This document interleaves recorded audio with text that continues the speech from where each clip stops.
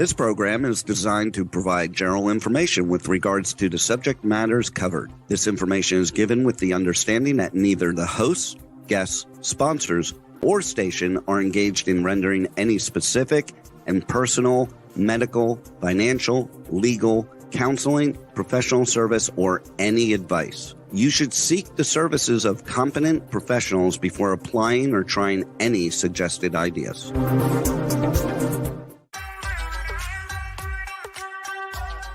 Books, PD products, science, fashion, and glam talk. From Bollywood to Hollywood, it's Meet and Greet with Dr. Afshan Hashmi. Every Thursday at 6 p.m. Eastern Time. Right here on K4HD Radio and Talk4 TV. And here's your host, international speaker, educator, award-winning entrepreneur, and best-selling author, Dr. Afshan Hashmi.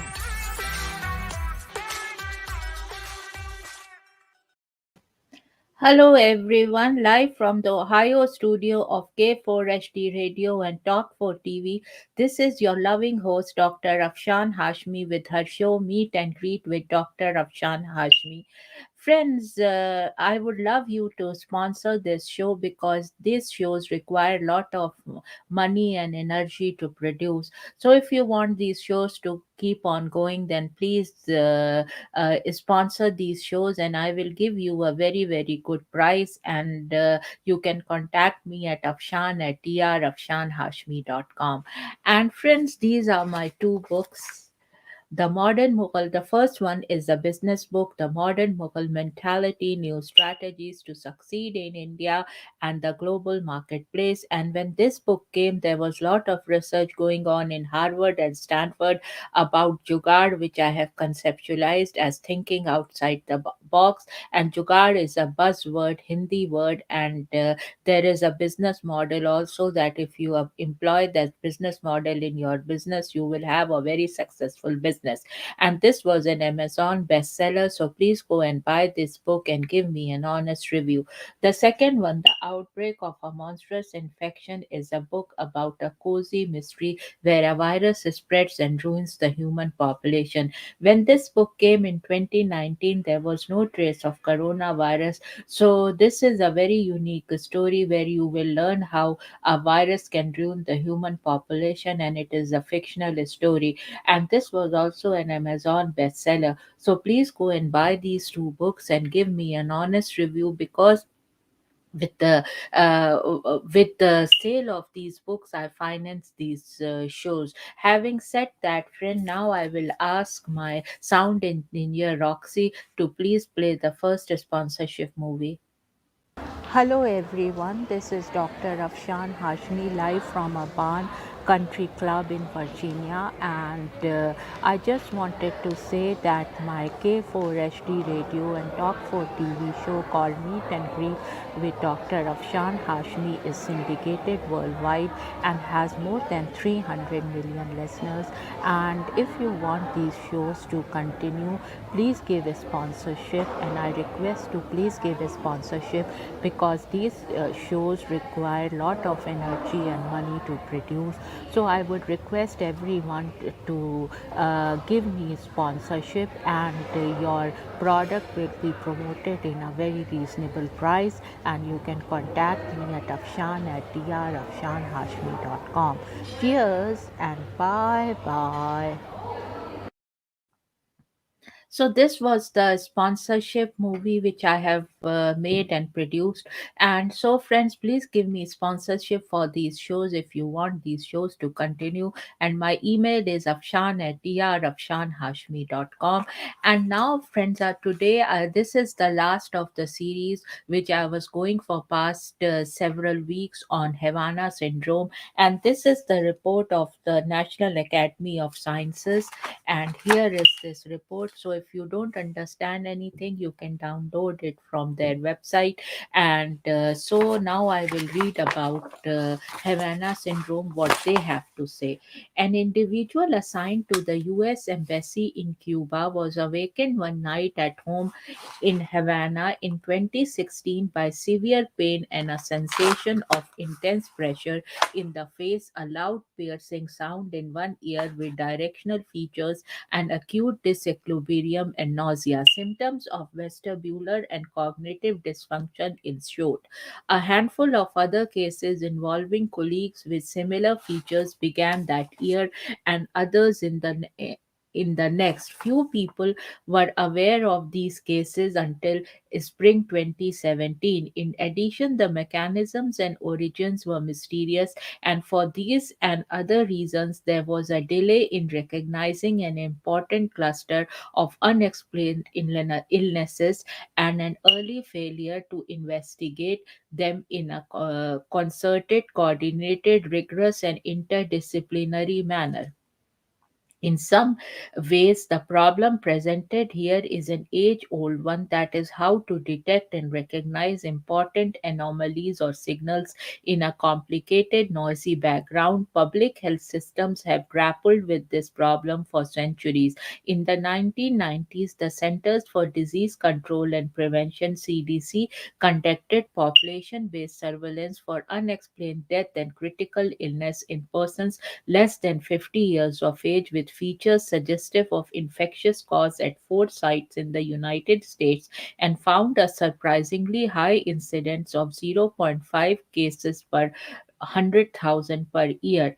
Heja et al. 2002. The most common clinical presentation was neurologic. A known infectious cause was discovered for only a minority of them, and no obvious relationships among cases were uncovered. Nikari et al. 2002. But the landscape that countries face today, in which the cases in question arise, is an even more complicated one. Not only must governments consider a wide variety of evolving natural causes in a rapidly changing world, but also an increasing threat of disease of deliberate human origin, both accidental and purposeful. The cases of the Department of State (DOS) employees in Cuba and China have attracted much attention. Among the reasons and ramifications, the clinical features were unusual. The circumstances have led to rampant speculation about the causes, and numerous studies, along with the charged political setting, have had consequences for international relations. The committee was asked by DOS to review the cases, their clinical features, and management epidemiologic investigations and scientific evidence in support of possible causes, and advise on approaches for the investigation of potential future cases.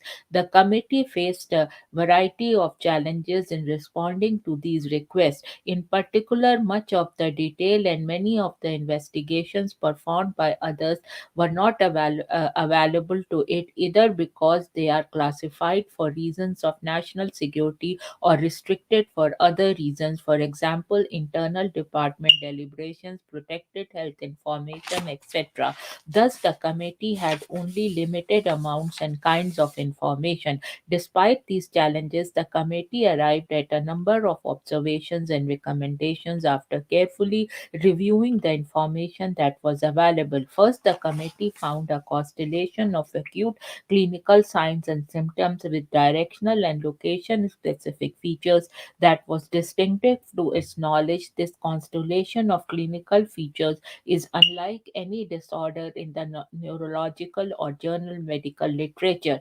From a neurologic standpoint, this combination of distinctive acute audiovestibular symptoms and signs suggests localization of a disturbance to the labyrinth or the vestibulocochlear nerve or its brain-stem connection. Brain-stem connections. Yet not all DOS cases shared these distinctive and acute signs and symptoms. In fact, the cases are highly heterogeneous. Some patients described only a set of non-specific chronic signs and symptoms indicative of disruption of vestibular processing and or cognition, and diffuse involvement of four brain structures and function, raising the possibility of multiple causes or mechanism among different patients as well as for the same patient. Second, after considering the information available to it and a set of possible mechanisms, the committee felt that many of the distinctive and acute signs, symptoms, and observations reported by DOS employees are consistent with the effects of directed pulse radio frequency RF energy. Studies published in the open literature more than a half century ago and over the subsequent decades by Western and Soviet sources provide circumstantial support for this possible mechanism. Other mechanism may play reinforcing or additive effects, producing some of the non-specific chronic signs and symptoms such as persistent postural, perceptual dizziness, a functional vestibular disorder, and psychological conditions. Now, friends, I will go on a break and will be back soon. Would you love exposure for your business, product, or service to over 300 million potential listeners? Send an email to info@talk4media.com. And now let's hear from some of our sponsors.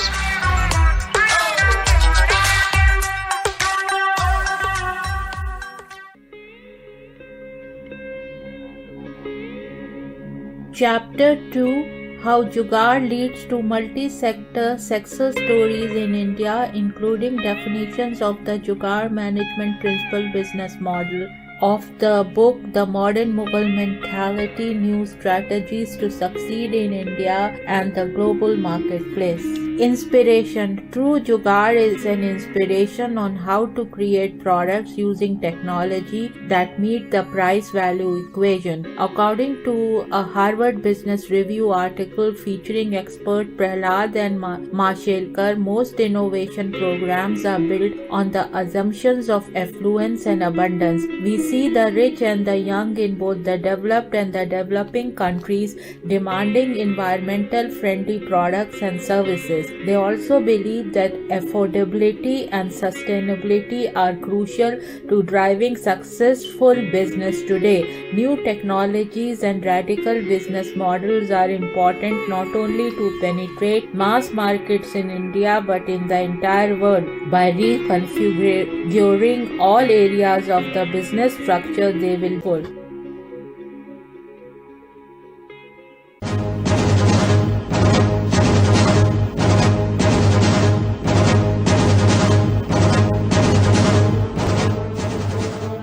A monstrous infection is spreading worldwide. OMG, is this a simple infection or a deliberate attempt to ruin the human population? Or maybe it's bioterrorism. What is this global infection and who is spreading it? Help us find out. Go to Amazon and search for The Outbreak of a Monstrous Infection. The human race needs your help to make this go viral. Go to Amazon.com and read The Outbreak of a Monstrous Infection to find out what happens next. Go now! The world is depending on you.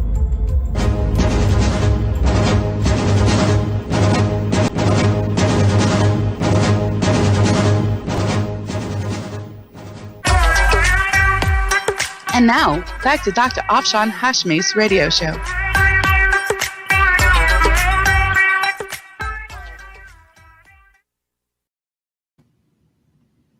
The committee is left with a number of concerns. First, even though it was not in a position to assess or comment on how these DOS cases arose, such as a possible source of directed pulse RF energy and the exact circumstances of the putative exposures, the mere consideration of such a scenario raises grave concerns about a world with disinhibited malevolent actors and new tools for causing harm to others, as if the US government does not have its hand full already with naturally occurring threats. Because the committee was not able to assess specific scenarios involving malevolent actors, one strong suggestion is that follow up studies on this topic be undertaken by subject matter experts with proper clearance, including those who work outside the US government with full access to all relevant information. Second, the committee was concerned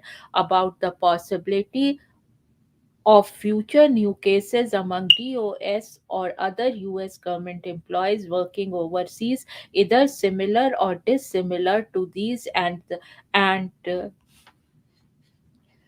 effective manner. The next event may be even more dispersed in time and place and even more difficult to recognize quickly. Towards this end, the committee offers a number of observations, best practices, and recommendations for clinical management, surveillance, and a systematic response in anticipation of future health effects.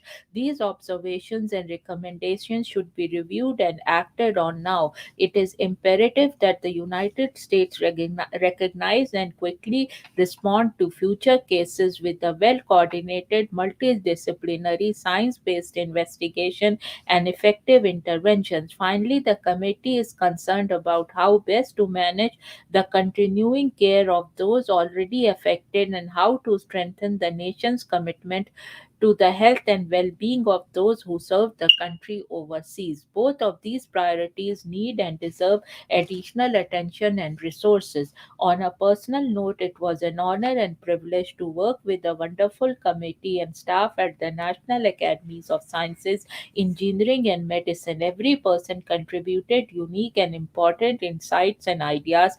Finally, it was humbling to learn of the commitment and sacrifices made by those who work for DOS and the rest of the US government in difficult and challenging circumstances overseas. It would behave us all to consider how we can provide greater support. David A. Rahlam, Chair, Standing Committee to advise the Department of State on unexplained health effects on U.S. government employees and their families at overseas embassies.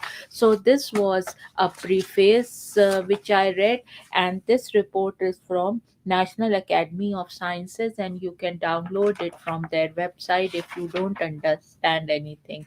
And now, friends, I will go on a break and will be back soon.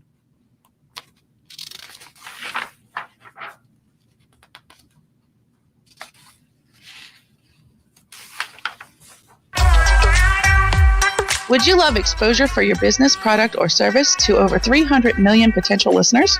Send an email to info@talk4media.com. And now let's hear from some of our sponsors.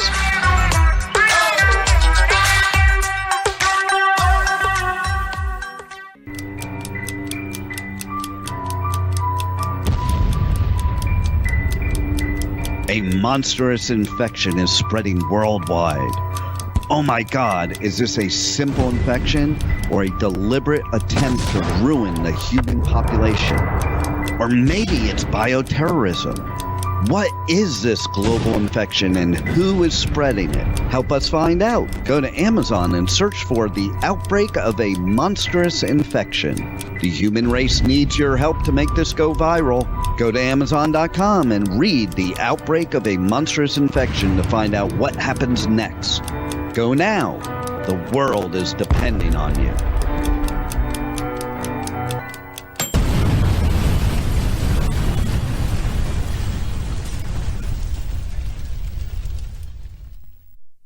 The Outbreak of a Monstrous Infection, Chapter 1, 1964 to 2018, and this is the sample track, and it is read by Dr. Afshan Hashmi.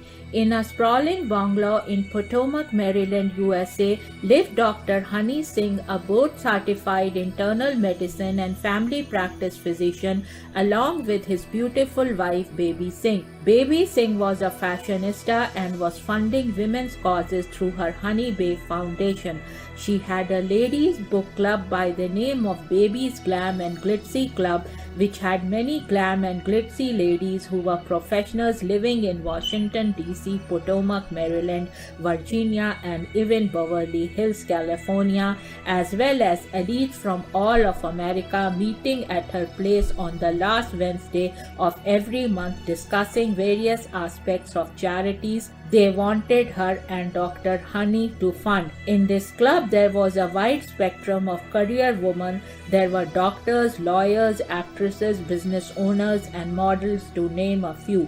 In these book club meetings, members would come prepared after reading a book of a famous woman author, and that author was even invited from any part of the world to give her presentation, followed by a Q&A in this prestigious and elite gathering. So, summary. In late 2016, US Embassy personnel in Havana, Cuba, began to report the development of an unusual set of symptoms and clinical signs.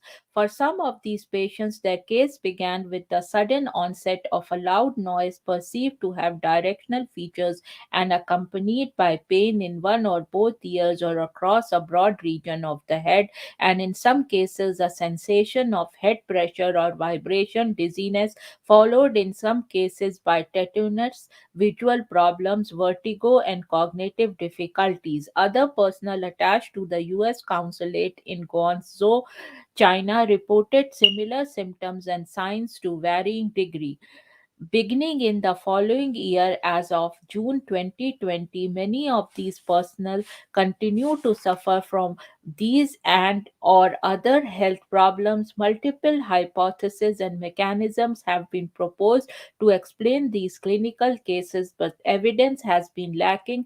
No hypothesis has been proven and the circumstances remain unclear. The Department of State DOS, as part of its effort to inform government employees more effectively about health risk at posts abroad, ascertain potential causes of the illnesses, and determine best medical practices for screening, prevention, and treatment for both short and long term health problems, asked the National Academies of Sciences, Engineering, and Medicine, the National Academies, to provide independent expert guidance. The Standing Committee to advise the Department of States on unexplained health effects on U.S. government employees and their families at overseas embassies faced several challenges in assessing these clinical cases, including lack of access to individual level health and other information, evolving and changing clinical features over time, and a highly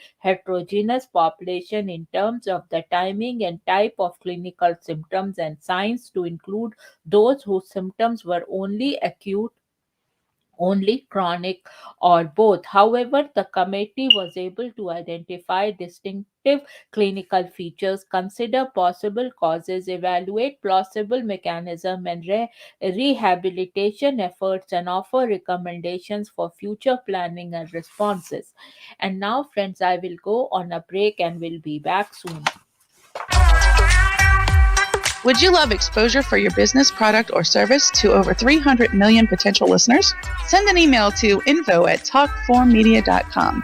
And now let's hear from some of our sponsors.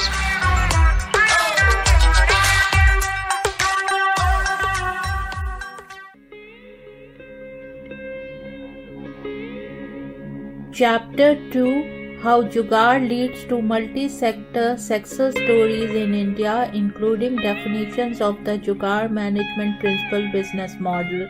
Of the book The Modern Mughal Mentality, New Strategies to Succeed in India and the Global Marketplace. Inspiration. True Jugaad is an inspiration on how to create products using technology that meet the price-value equation. According to a Harvard Business Review article featuring expert Prahlad and Mashelkar, most innovation programs are built on the assumptions of affluence and abundance. We see the rich and the young in both the developed and the developing countries demanding environmental friendly products and services. They also believe that affordability and sustainability are crucial to driving successful business today. New technologies and radical business models are important not only to penetrate mass markets in India but in the entire world. By reconfiguring all areas of the business structure, they will pull.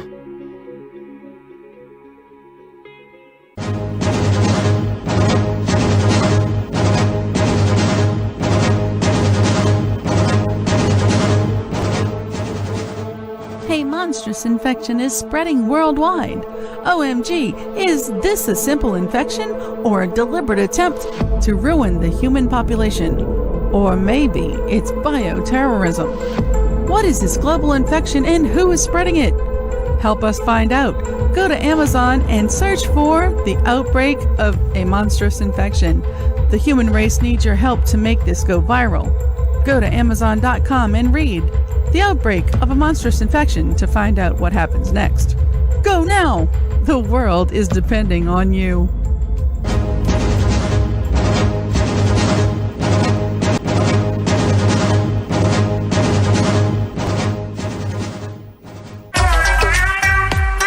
And now, back to Dr. Afshan Hashmi's radio show.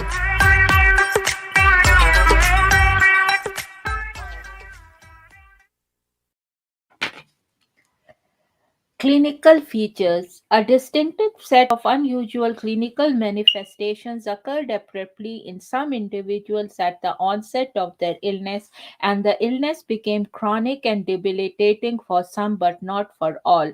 The most distinctive clinical aspects of the illnesses were the nature of the onset and the initial features. The sudden onset of a perceived loud sound, a sensation of intense pressure or vibration in the head, and pain in the ear or more diffusely in the head. Most individuals reported that the sound or these other sensations seemed to originate from a particular direction and were perceived only when the individual was in a specific physical location. Some also reported sudden onset of tinnitus, hearing loss, dizziness, unsteady gait, and visual disturbances. From a neurologic standpoint, this combination of distinctive acute auditory vestibular symptoms suggests an effect localized to the labyrinth or eighth cranial nerve or its brain stem connections. Chronic symptoms suffered by many of these affected suggested problems with vestibular processing and cognition, as well as insomnia and headache. These manifestations are more consistent with diffuse involvement of four brain structures and functions such as cerebral cortex or limbic structures. However, no consistent picture of brain injury emerged from laboratory based test of vestibular function. It is possible that these subsequent, more persistent symptoms were caused by sequelae of the same initial insult, or that they occurred secondarily as an accommodative response. For those without reports of an acute initial phase, the symptoms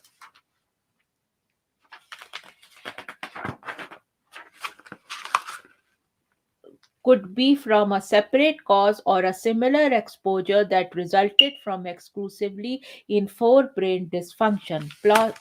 Plausible mechanisms. The committee found the unusual presentation of acute directional or location specific early phase signs, symptoms, and observations reported by DOS employees to be consistent with the effects of directed pulse radio frequency RF energy. Many of the chronic non-specific symptoms are also consistent with known RF effects such as dizziness, headache, fatigue, nausea, anxiety, cognitive deficits, and memory loss. Patients' clinical heterogeneity could be due to variability of exposure, dosage, conditions, differences in interpretation of non physiological vestibular stimuli, and anatomical differences that could influence individual exposure and or response.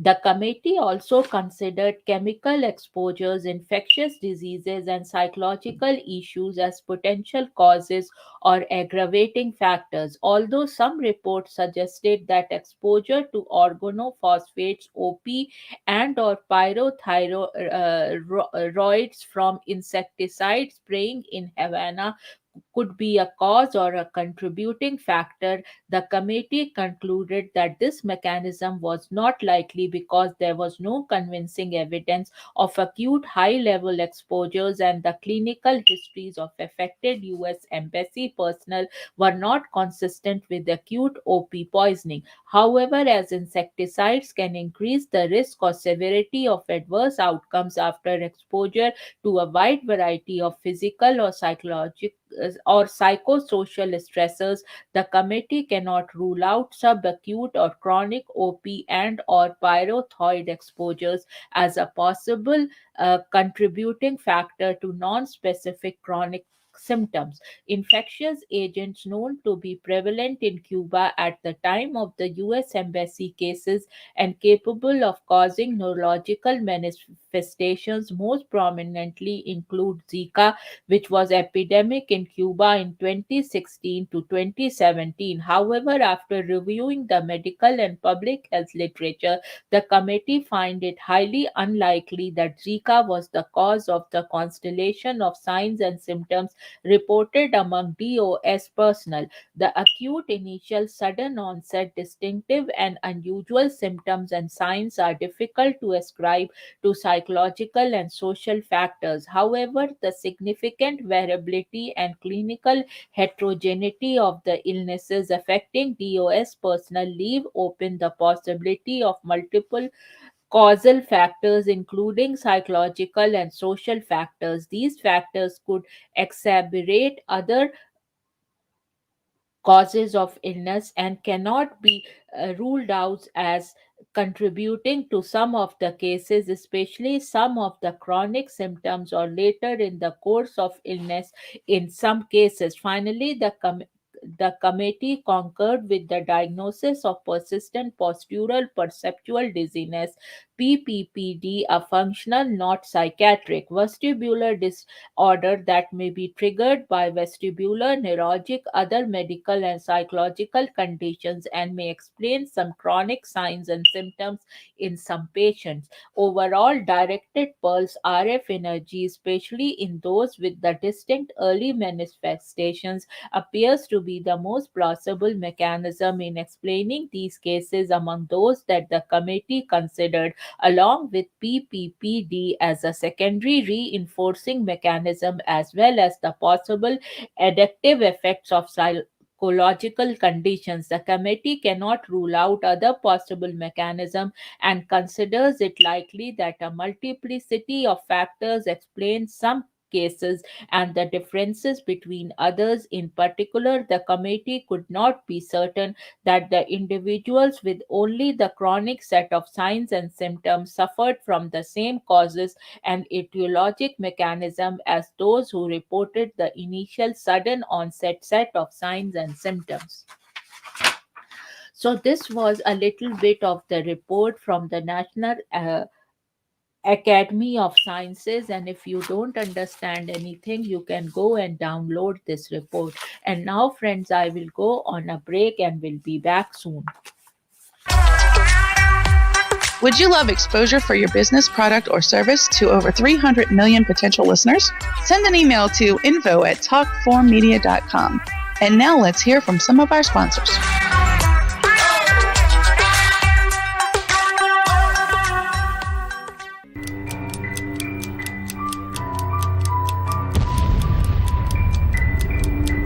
A monstrous infection is spreading worldwide. Oh my God, is this a simple infection or a deliberate attempt to ruin the human population? Or maybe it's bioterrorism. What is this global infection and who is spreading it? Help us find out. Go to Amazon and search for the outbreak of a monstrous infection. The human race needs your help to make this go viral. Go to Amazon.com and read The Outbreak of a Monstrous Infection to find out what happens next. Go now. The world is depending on you.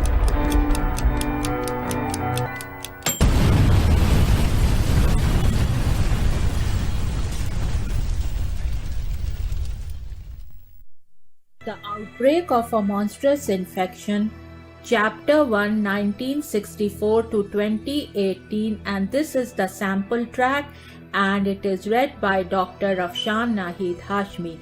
In a sprawling bungalow in Potomac, Maryland, USA, lived Dr. Honey Singh, a board-certified internal medicine and family practice physician, along with his beautiful wife, Baby Singh. Baby Singh was a fashionista and was funding women's causes through her Honey Babe Foundation. She had a ladies' book club by the name of Baby's Glam and Glitzy Club, which had many glam and glitzy ladies who were professionals living in Washington, D.C. D.C., Potomac, Maryland, Virginia, and even Beverly Hills, California, as well as elites from all of America meeting at her place on the last Wednesday of every month discussing various aspects of charities they wanted her and Dr. Honey to fund. In this club, there was a wide spectrum of career women. There were doctors, lawyers, actresses, business owners, and models, to name a few. In these book club meetings, members would come prepared after reading a book of a famous woman author, and that author was even invited from any part of the world to give her presentation, followed by a Q&A in this prestigious and elite gathering. So, friends, now what we have learned is what is Havana Syndrome, and this is from medical author Pallavi Sehyogat Utekar, MD, and medical reviewer Shazia Allah Rakha. Havana syndrome is a series of debilitating symptoms that first affected U.S. intelligence officers and embassy staffers stationed in Havana, Cuba. In late 2016, in the following year, American diplomats in different parts of the world reported similar symptoms. Researchers investigating the condition have stated that Havana syndrome, which was initially dismissed as mass hysteria or a reaction caused by psychosomatic causes such as distress, may be a result of microwave weaponry. Symptoms are similar to those of a concussion or mild head injury and have mostly been reported by diplomats, intelligence officers, military personnel, and their family members deployed on foreign soil. To date, Havana syndrome has affected more than 130 people, with a few officials having reported symptoms while they were on U.S. soil. Symptoms are not only distressing, but after effects also seem to linger for a long time. What are the symptoms of Havana syndrome? In late 2016, deployed diplomats heard a loud piercing sound at night and felt intense pressure in the face. Pain, nausea, and dizziness followed while the sound stopped eventually. Some people complained of continued pain and dizziness along with trouble concentrating. The symptoms were debilitating enough to interfere with their work during the period of de- deployment. And now, friends, I have been talking about Havana syndrome for past several weeks, and this was the last and final episode of that series, which was number 6.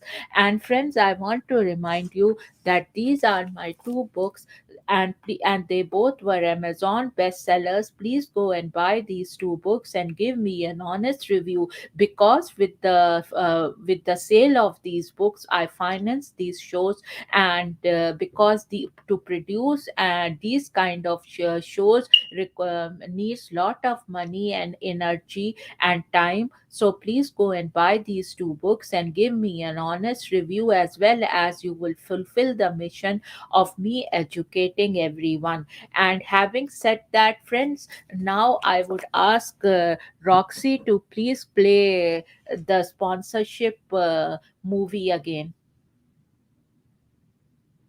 Hello everyone, this is Dr. Afshan Hashmi with W4WN Radio and I just wanted to request you that please give me sponsorship, and I am live from Maryland, and this show is syndicated worldwide with more than 300 million listeners, and to produce these kind of shows it requires lot of time and money. So please give me sponsorship if you want these shows to continue, and I'm live from Maryland. Having said that, friend, cheers and bye bye. So, friends, if you give me sponsorship to sponsor these shows, I will give you a very nominal and very good price. And you can write to me at afshan@drafshanhashmi.com.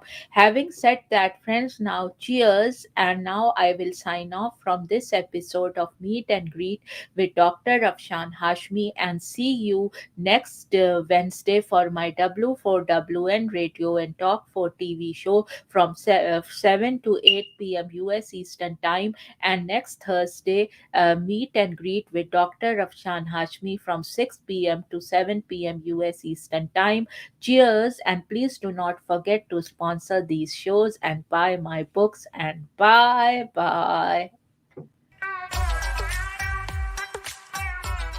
You've been listening to Meet and Greet with Dr. Afshan Hashmi on K4HE Radio and Talk4TV. Tune in live right here every Thursday at 6 p.m. Eastern Time. Would you love exposure to your business, product, or service to over 300 million potential listeners? Send an email to info@talk4media.com. And remember, if you missed any part of this show or want to hear it again, find our featured show on iHeartRadio or YouTube, where all past episodes are available on demand 24/7. See you next Thursday at 6 p.m. Eastern Time, right here on K4HD and Talk4TV.